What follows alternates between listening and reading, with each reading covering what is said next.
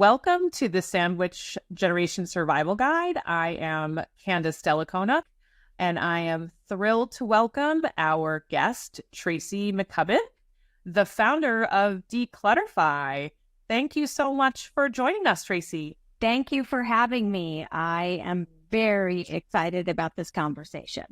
Yeah, likewise. So, for our listeners out there, I want to give a little bit of background on who you are, Tracy, and what dClutterfly can do for a family, and all of the discussions about stuff and how we help our loved ones manage their stuff in the kindest, most respectful and efficient way. So why don't you tell us a little bit about yourself, what your background is, and sort of how you came to find this company? So I own a company, as you said, called dClutterfly. We have been in business for 17 years. We started out originally as just decluttering and organizing, going into people's homes. And pretty early on, I saw a really big need for senior downsizing, helping seniors who'd been in their home for a really long time, and then also helping families clean out houses after someone's passed. I had the personal experience. I took care of my grandparents, my grandmother.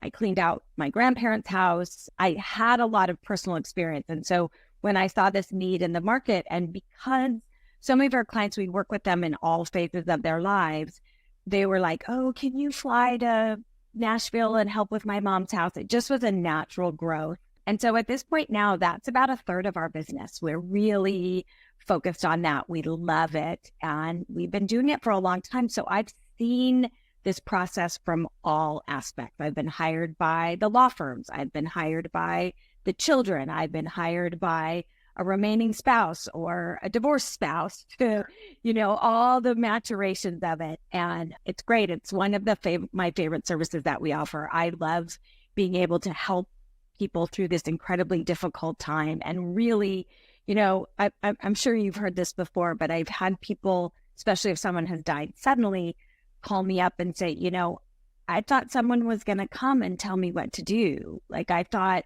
the lawyers were going to come or the accountant was going to come, and they're like, so how do we get rid of the stuff, and how do we ship the stuff, and how do we deal with the stuff and get the house on the market? So it's really an amazing service, and I love it. I love what we do. Yeah. So that's a third what you said of what you do, right? Correct. And so what are the other pieces that you see sort of as a need for our Sandwich Generation member listeners? Sure. So the other third is that we do just decluttering and organizing. So we'll come into your house. We will, post-COVID, everybody bought way too much stuff. We'll clean out your garage. We'll give you the closet of your dreams. And then another third is that we do move coordination. So we'll help families. We pack them, we'll move them, we'll unpack them. Really we're kind of there for every part of your life that you need to deal with your stuff. Yeah. Well, so, stuff can have sort of like this really broad definition, right? It can be the most important items that you have that you feel incredible emotional connection to. And it can also be items that can weigh you down, that may not have any value, but can paralyze you. And so I think as it sort of comes into the conversation related to the Sandwich Generation members and our aging loved ones, talking sort of about the first third of what you do and how we as adult children or advocates for aging family members help and empower our aging family members to go through their stuff. And you brought up a really great point, Tracy, is that a lot of people don't know where to begin. They thought that there would be some kind of manual to tell them how to do that, and there isn't one. So let's talk about our listener who has a family member who is still alive and well, and they have too much stuff, and whether they're going to downsize or we just need to perhaps organize them a little more. What is the best way for a person to endeavor to start the conversation about the quote unquote stuff? Yeah, this is a great conversation. And I see so many of us Gen Xers and millennials going to our parents, our boomer parents, and being like, you have too much stuff, just throw it all away, which is never a great place to start. I'm really a fan of making the stuff the part of the holistic conversation about their aging. Do they want to age in place? Do they want to be able to stay into their in their home. And as my grandma said, I want to leave feet first, right? Is that their goal? And if that's their goal, then how do we make sure that the house stays safe for you? Do we need to clean out an extra bedroom because we're going to have a caregiver move in? I think if you make the conversation about the stuff, not that you have too much, but what's your goal and how can we have your stuff support that goal? And then if the goal is downsizing, if you want to move to a smaller place or senior living, the math is simple. If you're going from, I make it up, a 3,000 square foot house to a 1,500 square foot senior living, you have to get rid of half. That's the math of it, right? So I think if the family can tie the conversation about what to do with the stuff and how much to keep, not that you have too much and you're wrong, but we want to support your goal. We want to support your aging goal. And I think what happens, and where I really see the breakdown, and why I say it's always kind of hard for family members to declutter other family members, is that it gets in a very finger point. You keep too much, you don't do, and for us, we're impartial, right? Yes. We just want the goal. So it's like, okay, you want to stay in your house, but you can't, for example, we just did this recently. You want to stay in your house, but you can't go up the stairs anymore. So we need to move you to a downstairs bedroom. Well, the downstairs bedroom has become a dumping ground. So we've got to clean that out, right? So making that conversation about what's the positive goal for their aging. Where do they want to be and how can the stuff support that? So really kind of reframing and flipping the conversation to allow your loved one to feel empowered as opposed to feeling judged, right? Because I think there's so much in what you just said about you have too much stuff and what that means. It maybe minimizes the loved one and their feeling towards their stuff. And there's a statement about autonomy and being able to live, quote, the way you want to live, as opposed to the way that someone else wants you to live. So I love the way that you framed that for us so that people will tie it to the goal of the senior, not of the kid telling the senior what to do. Exactly. And I think when families start to see it that way, that it just takes that stress off. Another thing is, and I'm sure people have thought about this, you want to have the conversation about how they want to age 10 or 20 years before, right? The hardest time is when I get that phone call and it's like, mom's fallen, we've got to move her into senior living and she's so mad at us and we've got to do it in a week. Like that's always the worst case scenario. The best case scenario is that 2-3 years, like in the next couple of years, we want to move. Everyone doesn't have that luxury, I understand. But the sooner that conversation can happen, I think it takes a little bit of the weight away and it gives the person autonomy and that they're a part of their decision. I love that. And, as an author, you've also touched on these issues on how to start the process in your book, Making Space Clutter Free. And I think that is definitely an excellent resource for people when starting the process, not in a time of crisis. We have conversations universally about getting documents in place when it's not a time of crisis, having conversations about the type of long-term care you want when it's not a time of crisis. And so, I think this is just another item that you shouldn't put off when there's a time of crisis, because in a time of crisis, people are not going to be their best selves and you won't have the same number of options, right? Exactly. And, one of the things, and I love it, it ruffles a lot of feathers, but one of my most favorite things is when I'm working with my seniors and they start to give their stuff away while they're still alive. Especially like my older ladies who are like, I'm not going to wear this big cocktail ring anymore, or these earrings. I want to see my granddaughters. And I so often see the family be like, oh, they're morbid and they're getting ready to die. And I'm like, I actually think it's incredibly empowering, right? That they are giving this thing that they love to watch you enjoy it. Like for me, I think that's the best case scenario because they're involved and they're done. And so I think the earlier that the conversations can happen, you kind of take the weight and the sting away from them. And a person is very involved. Yeah. It's so funny, Tracy, because there's so many parallels for me when I'm helping clients with their estate plan. And we talk about like gifting during one's life as opposed to waiting to death, right? And so what I try to say to clients is, don't you want to see your loved one enjoy whatever it is, whether it's the $5,000 or the cocktail ring? But, to your point, when the items are given away, I think really for our listeners, it's important to think about how the person gifting the item can explain to the person receiving the item why it's so important and why they love it so much, and maybe what the family lore is. I know you talk about family lore a lot, the origin of what that item is and why it's maybe means so much to the person. And if you get it when they're dead, there's a good chance you're not going to hear the narrative about it. I know. I agree with that. There's a very famous videotape of a friend of mine's aunt, kind of a crazy old smoking, drinking broad aunt, going around her, paid someone to videotape her and is going around her house, I think in Palm Beach or something, with a cigarette, like talking about everything and the parties that she had. And, and I think I always say that about what we do. It's one of my most favorite parts of it is to hear the stories, right? I'm exposed to so many people and so many amazing lives. And so for them to give the stuff away and be able to tell the stories in real time as they're alive, to me, that's the gold standard. That's what everyone wants. And you connect and you know, and you carry this memory with you when they're gone.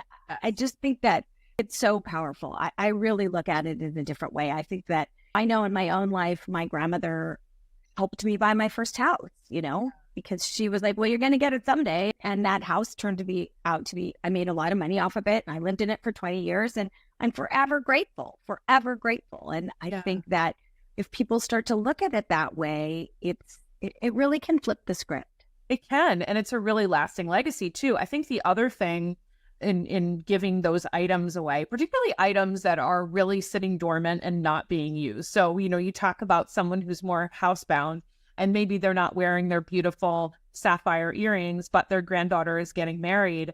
I also think, what could be amazing is giving those earrings away.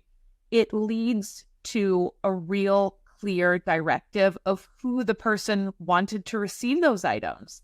I see so much conflict at the end where, and listen, I'm one of the attorneys that draft the documents that say, I leave my jewelry to my granddaughters.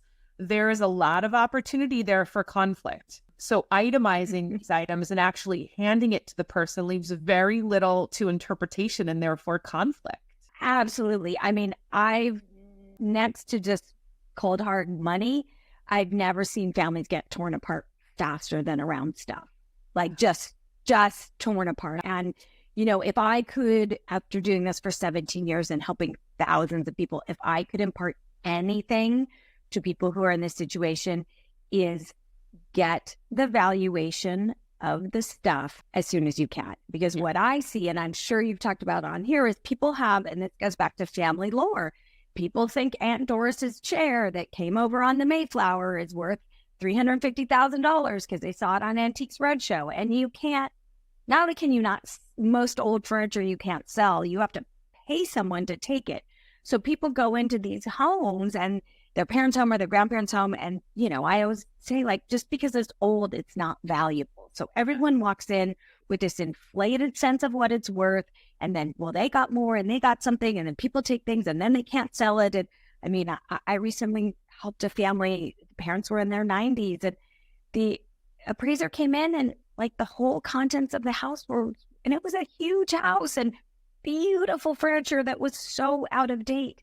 And I think she gave it a value of like $5,000. Like, we couldn't get anything. So I think if people are operating, I'm very, as Brene Brown says, clear is kind. I'm all about transparency. And if people know, and if they have valuations and they understand that there's a valuation for insurance versus a valuation for selling, that those are all different numbers. And even with art, I see this with art that, I just had a client who gave away a painting that their parents paid $15,000 for, and we couldn't auction it because that painter has gone out of vogue. Let's talk about that though, Tracy. You said some really interesting stuff in there. So, for our listeners to understand, what is the difference between valuation to sell versus valuation for insurance? So you gave a great example of artwork, right? That, maybe it's worth X amount of dollars, but in reality, in the open market, that's not what you're going to receive for it. So can you fill our listeners in on the different types of values? Yeah, this is great. So the idea of worth, right? What's something worth? Well, the most basic is something's worth what someone will hand you cash for today. Right. That's it, right? Everybody collected Beanie Babies because that guy told us that they were collectible, and he, created this whole marketing scam. And I know many people who have storage units and garages full of Beanie Babies that will never sell. So they were told they were worth something, but in the open market, they're valueless. Right. So that's sort of what's it worth? And then what's it worth sentimentally, right? Is it valuable to you because you love it? Is it the thing that reminds you of your grandmother? That's a different worth. And that's something that has to be negotiated in families also. Like, I've seen people fight over Pyrex dishes because they remember their grandmother cooking eggs in them, so there's the emotional worth, there's the value. And then when you're looking at appraisers, and I'm not an appraiser, but there's, if it burned down in a fire, what it would cost insurance to reimburse you for it versus what the selling cost is. So oftentimes if you have an appraiser come in, they will say, is this for valuation or is this for insurance? Which are two different kinds of appraisals. I mean, I think one of the things too that you'd mentioned is talking about an emotional value, and that is intangible, and that is tied to the family lore, and everyone can have a different feeling about the emotional value, which can then lead to conflict. Yep. And so I think if people start with the true monetary value, what someone's going to pay you, because oftentimes people's attachments to things change when they find out they're not worth what they thought they were. And I want to just inject this too, because I've seen families fight over this. What something is listed for sale on eBay is not what it's worth. It's worth what it's sold for, if it's sold at all. Yes. So I've seen families fight and say, well, they're selling this for $599 on eBay. And I'm like, right, but that listing has been up there for 3 years and no one has bid on it. So they're not getting that. So oftentimes finding the true market value kind of helps people's attachment. Absolutely. I mean, I think one of the things that I talk to my clients about, and this is to your point and what you talked about too in your book and on your website and your materials, is really going through and kind of itemizing what you have so that people, A, know what it is, and B, they know what to look into in terms of evaluating and getting those valuations for, right? Yes, exactly. And also that I just was listening to Julia Louis-Dreyfus's new podcast, Wiser Than Me, and she interviews all these women. I think all the women are over 80. And she was talking to Jane Fonda, and Jane Fonda was talking about when she turned 70 or 75, she did a life review. She kind of went back and looked at her life. And I've seen it a lot where people, in doing the inventory of what's in their house, it becomes a life review, and they can sort of talk about the stories and see it all come together. So I think, one, it's just good, practical, administration to know what's in your house and what it's worth, but also it kind of helps you realize what you've done and the stories with it. So I think that it can be really a positive experience. I love the life in review. I mean, it could really be kind of like this beautiful exercise that you could choose to go through with your family too, right? Where it doesn't have to be this exercise of doom and gloom. I'm always looking to talk with clients about, their estate plan. And most people are so reticent to discuss their estate plan because we're talking about death and dying and disability. And I really do try to turn it into an exercise in power, right? And empowering them and making decisions, just like you're doing by saying, do the life review. It'll maybe jog your memory and unearth memories from long ago that you wouldn't have otherwise remembered had it not been for that particular item. Exactly. And I think it's such a beautiful thing. And I'm with you. I'm like, look, it's inevitable unless, I don't know, Elon Musk or that guy who drinks butter in his coffee figures it out. Like, we're all going to pass it someday. So I'm really like, be proactive. And I'm going to also say this. We talked about this a little bit, sort of this idea about too much stuff, right? And I have seen, and this is for everybody, I have seen families, children, adult children, get so angry at their parents after they pass when they're left a big mess. Yeah. They're so angry. it's costing them time. It's like, they're like, I can't freaking believe during my grieving period, I have to be cleaning out this mess.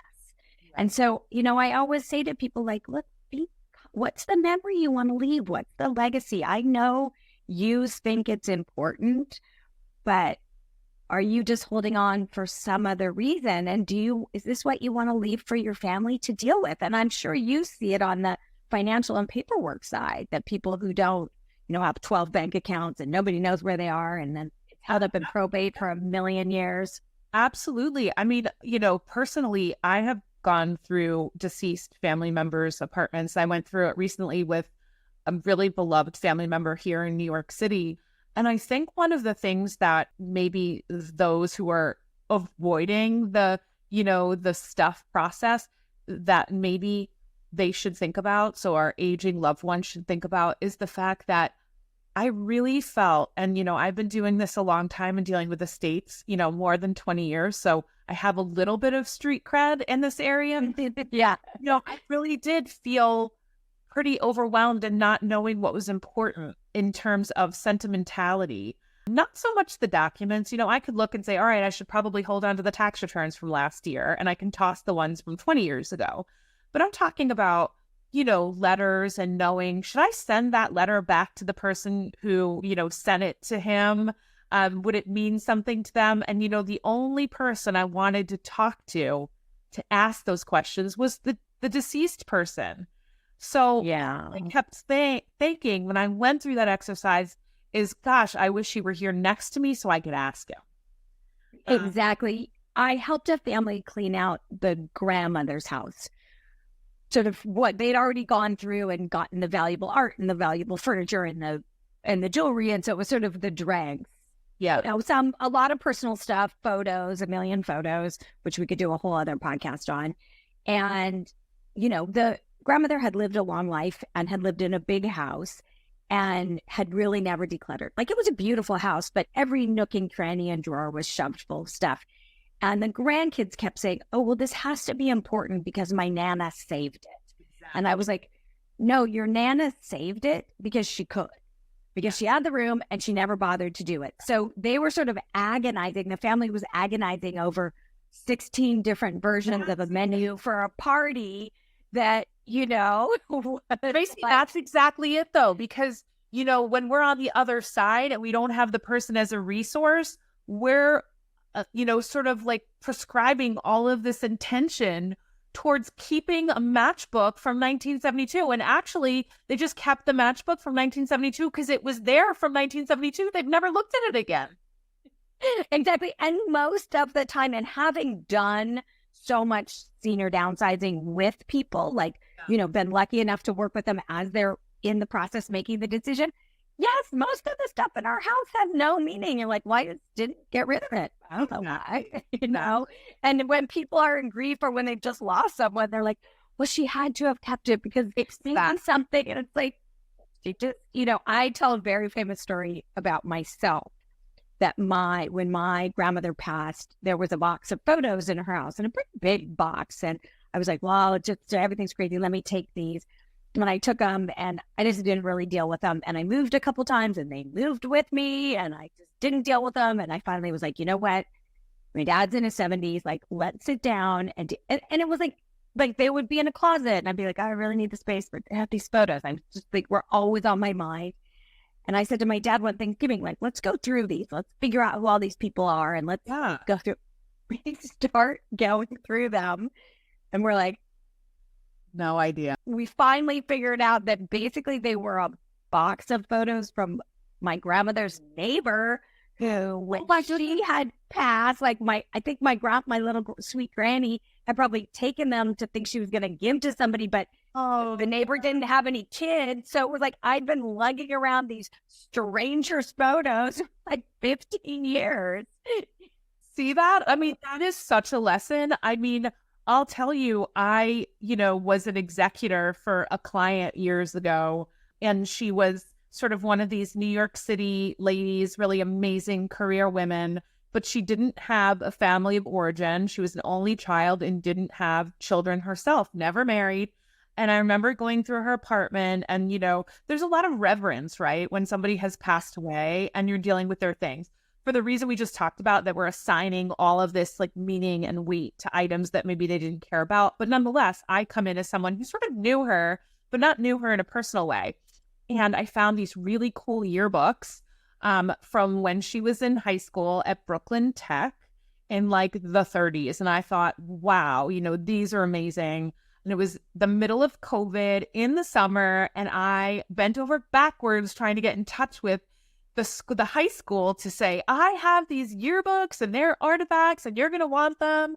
And when I finally got someone, they were like, no, thanks. And everything is digital anyway. And nobody would really look at those old yearbooks. Meanwhile, I moved her out of the apartment. I moved the yearbooks into my own house, and listen, I was her lawyer and I was happy to do it. But, to your point, I'm lugging around these yearbooks and the entity that I thought would just be dying and desperate to have them could care less. No, I see it all the time. And the statement that I hear families say is, well, somebody's going to want this. Exactly. And there are a lot of things in the world that nobody wants. Absolutely. I had a client who had a garage full of VHS tapes that her husband had taped, like before we had access to VHS and video and TiVo and all those old things, had taped all these old Western movies and TV shows off of the TV. So they were like bad tapes. And she had kept them for 10 years and she was convinced that someone wanted them. And I was like, oh, who? Like, how? And she's like, what about the VA? Like, those old guys, they're going to want to watch these. And I was like, all right, let's call the VA. Like, I'm going to make you happy. And the VA is like, no, like they probably already have a VHS player to play the tape for our wonderful. But and I will say this now. This actually brings up a great point that sometimes doing a little bit of due diligence enables the family to let go. So with this client, I was like, great, let's call the VA. That's a 10-minute phone call by the time you figure out who to get through, on speaker. And so that step can be really important in the letting go. All the places that they think that they want it. But what I always tell people is, and I see people doing this all the time, that like after you've talked to 3 or 4 places and nobody wants it, that's the other thing I'd say. They're like, I had 2 phone calls yesterday with men whose mothers had died. And they said, well, I got a garage full of furniture and no one wants it, but I really want to sell it. I'm like, okay, I get that you want to sell it, but no one is buying it. So for families out there that are doing that, if you can't find people to take it, how much time are you going to waste looking for that someone that maybe will? Because chances are, there's not, a girlfriend of mine called me the other day. She's like, I'm driving around town trying to sell coins. Right. And I'm like, uh-huh. She's like, do you have a coin dealer? And I'm like, no. Like, no. So. Yeah, you bring up a good point where it's like, people are trying not to be wasteful and they want to make sure they're not wasting something that's worth money and a resource that somebody could otherwise use. I totally get that. But I was also involved in another estate with a gentleman who had a lot of designer pieces of furniture in his home, had a lot of art, rugs, and items that probably cost a significant amount of money at the time that he purchased them. And we put those items in storage after we had them appraised. We did exactly what you would have directed, Tracy. And every time the item that was going to be consigned, a prospective buyer wanted to buy it, we had to pay the storage facility to dig through the storage facility, retrieve the item, unroll the carpet, take out the couch, whatever it was. And 9 times out of 10, the buyer said thanks, but no thanks. And we then had to pay for the item to be put back. At the end of the day, there is no question that we paid more for storage and retrieval than we did when we finally just donated the rest of the stuff and the charitable deduction was, de minimis. So, I take that advice to heart. 1000%. And, here's the thing. And I say this to families all the time. I'm like, we can put all this time and energy into trying to sell it. I can connect you with the auction houses. I can connect you. You can, try and find an estate sale company, which those are getting harder and harder to find. you as a family have to decide that all the time and effort that you're going to put into it, is it worth the return? Yeah. And, there's a moving company here in LA that I have a lot of clients who have stuff at. They have a wall of couches that are Frank Sinatra's couches. They say F Sinatra all over them. And I'm like, I was like, what? And they're like, I don't know. The estate just keeps paying the bill. So we just keep up. They're still sitting there. I mean, so yeah. So then, kind of taking a step back, the ideal situation is endeavoring to take this on with your loved one when they're here, not in a time of stress, and in a respectful, a non-judgmental way, maybe bringing in someone like you, a neutral third party where the family baggage isn't part of the dialogue, right? Yep. Yeah. And even that process is just starting to make the decisions, right? Yeah. Not even giving it away, but starting to make that decision, identifying and figuring it out. Yeah. And then, and again, people don't have that luxury, and we have a lot of busy lives. And I will say, and this goes back to what you say, I think the biggest mistake that people make is what you just said, is that they move it into storage, thinking that it's valuable. Yeah. I get it. And, people are trying to do what they think is right and what is kind and respectful. But I think having that conversation, like you point out, with your loved one before, to see kind of where they are and what about the item, getting the valuation, determining if there is any value, is a great place to start. And, picking up a book like Making Space Clutter Free is a nice roadmap to help people. Well, and there is, in the book, there is the whole third part of the book I call it the Olympics of Decluttering, and it's all about senior downsizing and after someone's passed away. So I cover all of that in the last third of the book. And another this is for people out there who are listening, who are contemplating, who have things in storage. I'm going to apologize in advance because this is so brutal to do, but I want you to add up how much you've spent on storage.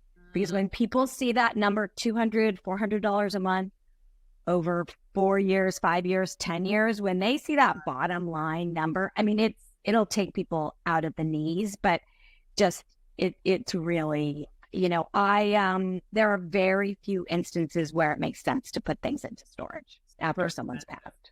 Well, so, we've been, this whole episode has been like a cautionary tale, right? And to figure out, how to avoid these sort of pitfalls. But you have to have a great story, Tracy, of actually finding the diamond in the rough in the house. Do you have any examples of when, a family member thought that something maybe wasn't worth anything and then it turned out to be worth something? It's funny. In all my years of doing this, we never have. Everybody really knows what things are worth. People really know. Now we have found plenty of lost things. I mean, we found lost watches, lost, wedding rings. We found cash. This is a really great thing to do if you're dealing with an aging person, is to say, have you hid cash anywhere? Do you put cash in books? Do you, because sometimes, I've had people call me after they've hired not my company and been like, they threw everything away. And then my brother told me there was $20,000 in cash, so if that's something to look out for. But, I'm just trying to think that there's never really been an there's never the antique roadshow opportunity there for one of our clients to appear and say, look at this lamp. It's Tiffany and it's the only one that was ever made. I guess that's a pipe dream. Yeah, it's funny. I think I get asked that a lot, and I keep thinking we just haven't really done it. And for us more, it's really finding things that bring people joy or things that they love, or we thought that was gone forever, that kind of stuff is really sweet, but people sort of know what's valuable. Yeah, no, that's great for our listeners have to hear the hard truth, right? I think that, we've really covered a lot of items. The one thing I wanted to talk to you about was, just going back to figuring out where the line is, where people have too much stuff and there may be perhaps a hoarding issue, which is probably not the right term, But we talked a little about this recently, you and I, and having this discussion and how maybe having too much stuff could be an indication that something is amiss. Do you want to talk about that a little bit? I do. I really want to talk about this. And I'm going to start by upfront by saying I am not a therapist. I am not a licensed mental health practitioner. I speak from having done this for 17 years and as the child of a diagnosed hoarder. So I have very, very, very personal experience in this. So hoarding, there are people, hoarding is a verb, right? You hoard stuff, but there's also and it is in the DSM-R, that now, hoarding disorder. It's sort of, they used to think that it was a symptom of OCD. Now they're realizing it's its own anxiety disorder. So there are people who have hoarding disorder and there are people who are starting to hoard. Right. And sometimes you can't, sometimes it comes later in life where it may look like hoarding disorder, but really what it's about is either seniors dealing with depression, okay, that people haven't seen before, that they can't do what they used to do physically. Sure. So they sort of think I'm going to get to it and they just don't. And so all of a sudden you're like, well, why are your dishes not done? And why are there not? And also it can be a sign of cognitive decline. Yeah. So one of the things that really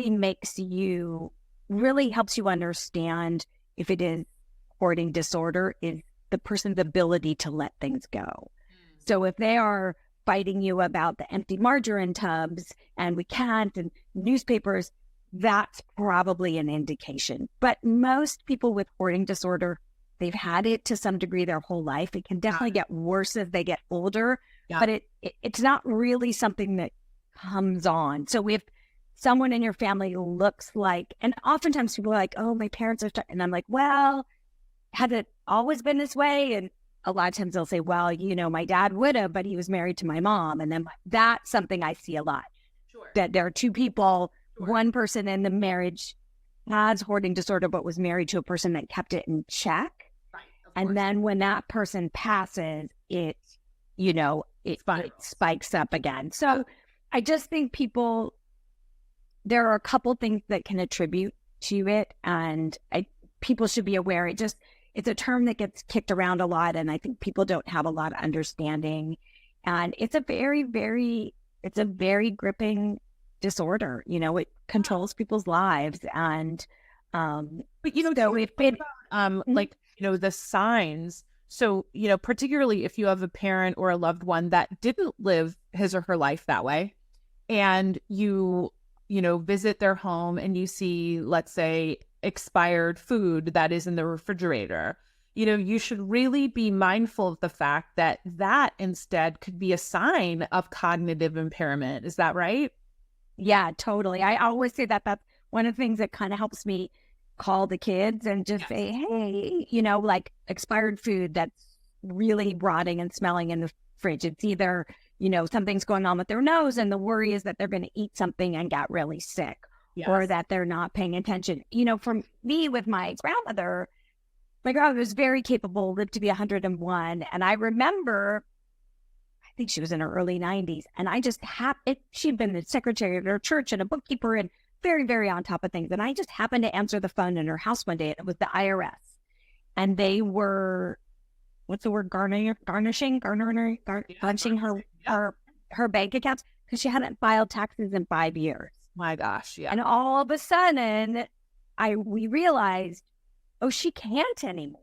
Yeah. But she sort of presented as so capable and I'm doing my taxes and I'm going to the accountant. And so that was and so I think sometimes when we're family members, we don't see the decline.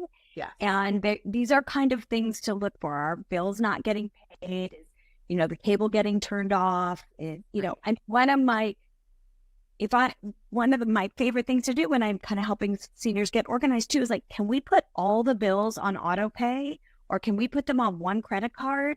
Like, is there a way to simplify so that you're not dealing with it? Absolutely. It goes to your point about the stuff, right? And organizing the items in people's life and really paring down to what's really important, what really makes you happy, what has a sentimental value, what doesn't, and what is really getting in the way of you enjoying your time. And whether that is preventing other people from coming over because your house is a disaster because you have 10 years of newspapers sitting in front of every space to sit, or whatever the case is. So, I do think for our listeners, what I've heard from you is approaching your loved one with kindness and without judgment, and figuring out what their goals are and helping them see perhaps that going through their stuff will actually allow them to meet their goal, whether it's aging in place or moving into a community with a real sense of community and enjoyment.